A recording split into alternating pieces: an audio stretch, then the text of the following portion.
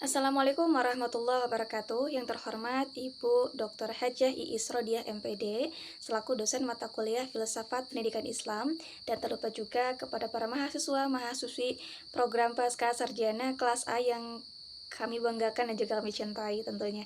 Nah, dalam kesempatan kali ini kami berkesempatan untuk menyampaikan materi berkaitan dengan aliran juga paradigma filsafat pendidikan Islam. Namun, perkenalkan terlebih dahulu, kami dari kelompok 4, adapun saya sendiri, Syifa Fauzia, selaku moderator sekaligus pemateri pertama, dan juga ditemani dengan rekan saya, Bapak Soleh, selaku pemateri kedua. Baik, untuk mengefektifkan waktu, kita mulai saja pada penyampaian pemateri pertama yang akan disampaikan oleh saya sendiri berkaitan dengan aliran filsafat pendidikan Islam. Nah, jika dilihat dari definisi gitu ya, kalau aliran sendiri dalam Kamus Besar Bahasa Indonesia itu bisa diartikan sebagai haluan, pendapat, atau pemahaman. Nah, sedangkan aliran filsafat pendidikan itu bisa diartikan sebagai berbagai sudut pandang atau pemikiran sistematis dalam menjawab pertanyaan mendasar berkaitan dengan kenyataan, pengetahuan, juga nilai.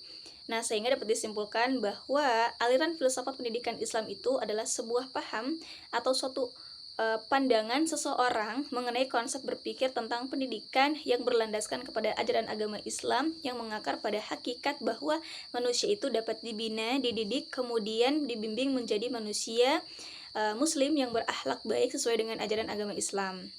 Nah, kemudian ada berbagai macam aliran dalam filsafat pendidikan Islam. Saya menemukan ada dua kategori. Yang pertama, aliran yang berasal dari tradisi pemikir Islam itu sendiri gitu ya, yang saya ambil dari pendapatnya Muhammad Jawad Ridla. Kemudian yang kedua, ada aliran filsafat umum yang diimplementasikan dalam konteks pendidikan Islam. Oke, saya bahas dulu yang kategori yang pertama, yaitu menurut pemikir Muhammad Jawad Ridla. Nah, ada tiga aliran. Yang pertama itu ada aliran konservatif atau ad-diniyi al-muhafiz. Nah, aliran ini itu memiliki kecenderungan suci agama yang sangat kuat dan memandang ilmu dalam pengertian sempit. Artinya, hanya ilmu-ilmu yang dibutuhkan untuk kebaikan akhirat saja yang dipelajari atau yang diambil gitu. Misalnya, seperti ada seorang guru di kelas gitu ya, saat akan memulai pembelajaran itu harus mempelajari Al-Quran dulu gitu ya, mulai dari membacanya, kemudian menghafalnya, sampai pada menafsirkan ayat yang terdapat dalam Al-Qurannya gitu. Nah, adapun tokoh utama dalam pemikir atau dalam aliran konservatif ini adalah Al-Ghazali, ya, yang menekankan bahwa kurikulum itu harus dimulai dengan mempelajari Al-Quran, tafsir, dan juga ilmu-ilmu syariat lainnya sebagai induk segala ilmu. Itu yang pertama ya, ada aliran konservatif atau al-dini al. Nah, kemudian yang kedua ada aliran religius rasional atau al-dini al-akhlani. Nah, aliran ini itu memadukan perspektif agama dengan filsafat Yunani dalam mempelajari ilmu pengetahuan.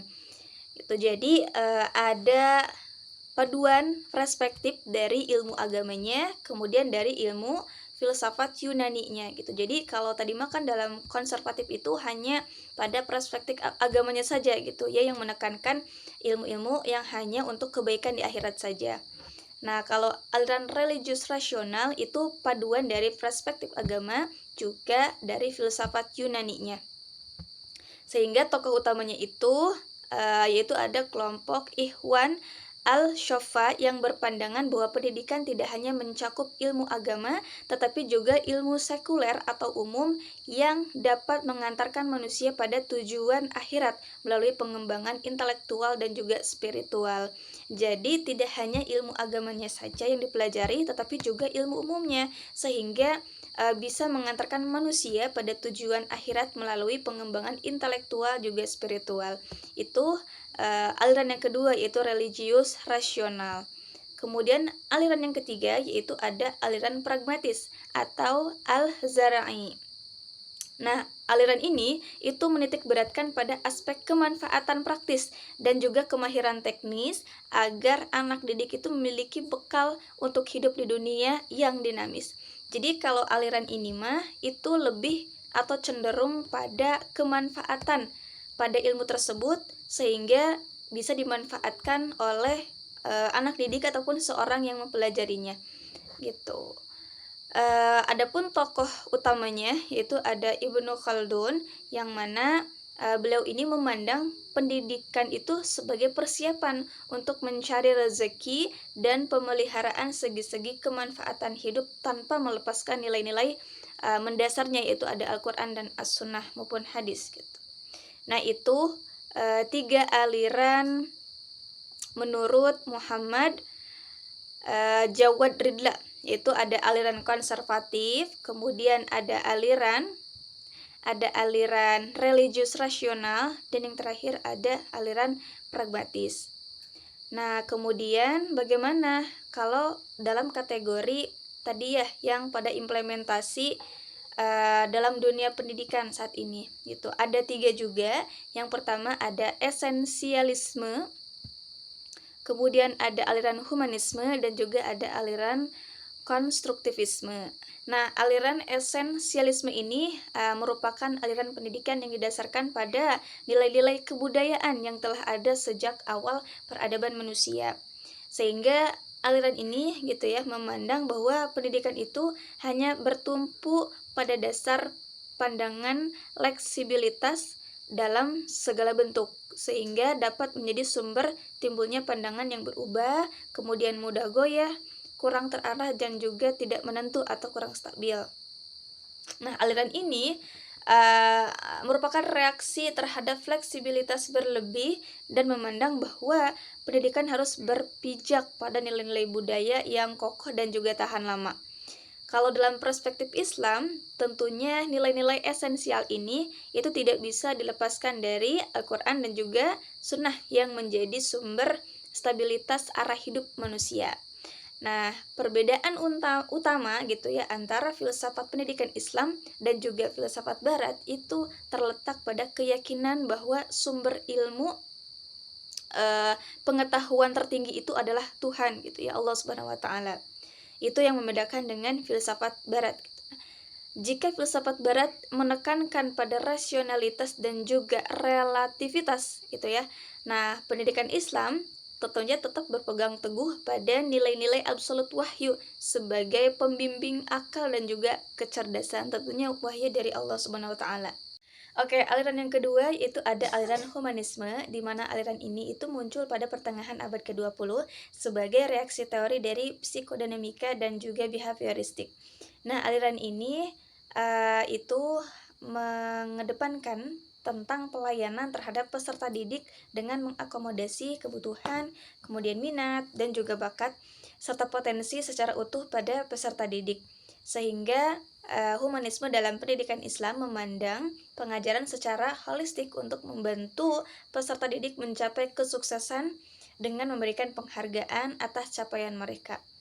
Sehingga ketika ada peserta didik yang gagal, tetap perlu diberikan penghargaan atas segala kemauan, juga semangat, dan juga keberanian dalam melakukan suatu aktivitas.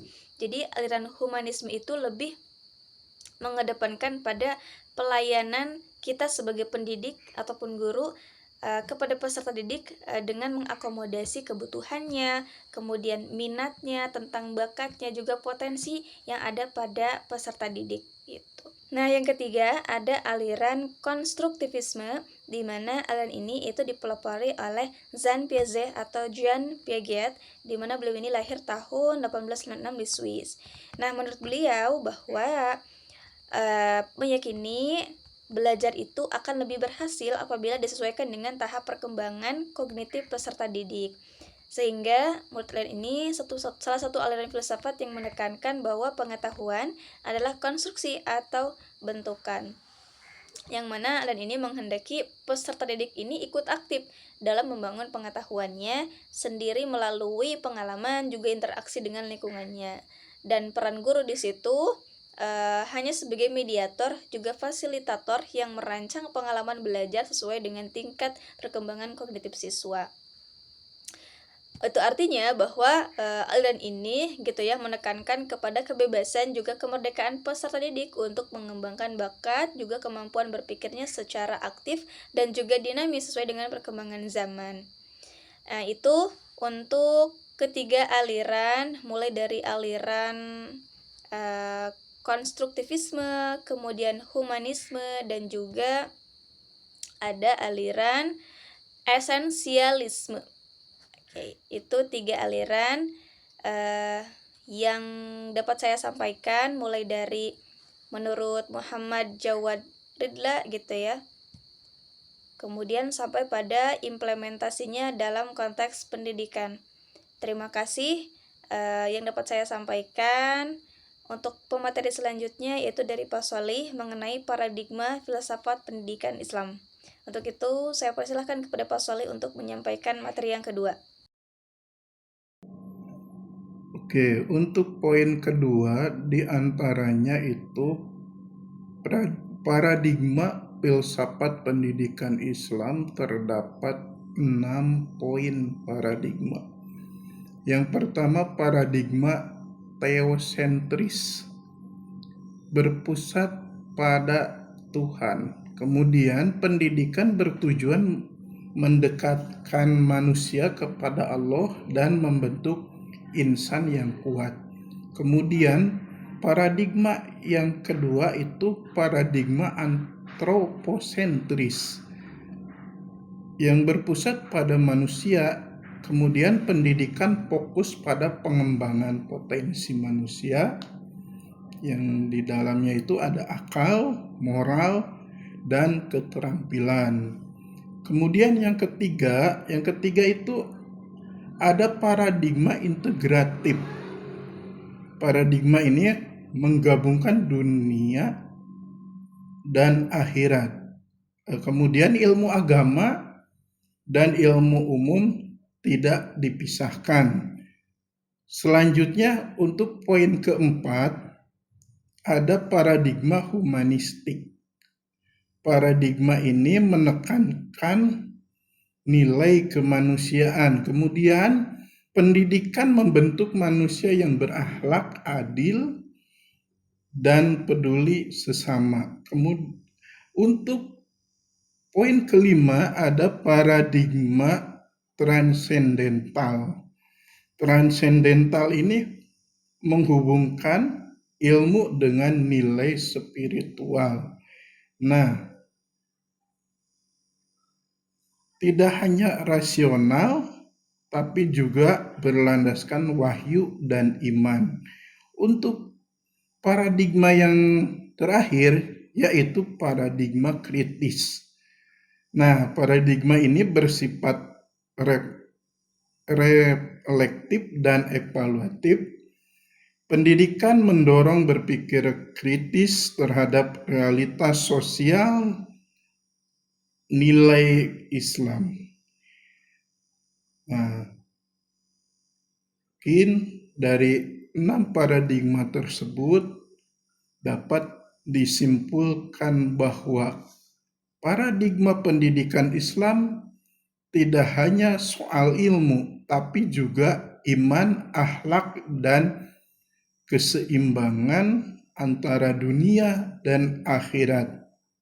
Mungkin hanya itu saja yang dapat saya sampaikan. Kurang lebihnya mohon maaf. Hasbunallah wa ni'mal wakil. Assalamualaikum warahmatullahi wabarakatuh.